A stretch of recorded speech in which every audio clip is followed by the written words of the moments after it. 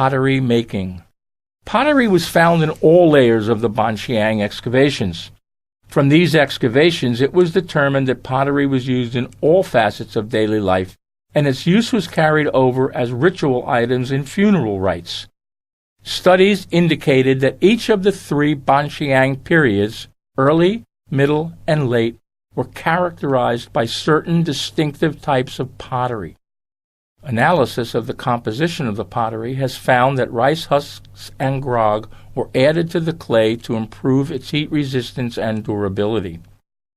It has been determined that two basic techniques were used in the manufacture of the Banqiang pottery. These are called the coil and slab and lump and slab techniques.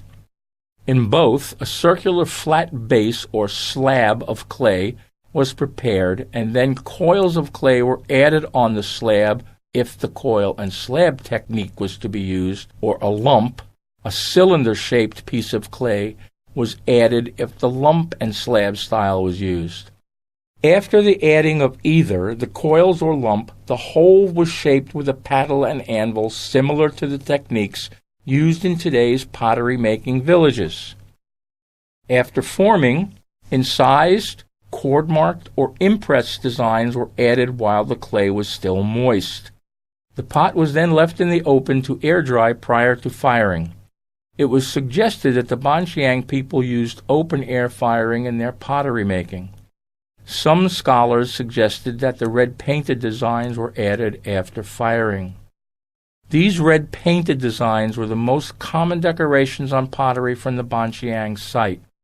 The pigments used were a mixture of red ochre or hematite ore powder mixed with sap. The continuous designs on the pot were combinations of spirals, ovals, and curved lines, probably inspired by observations of nature. The painted designs are unique and reflected skills of the pottery makers.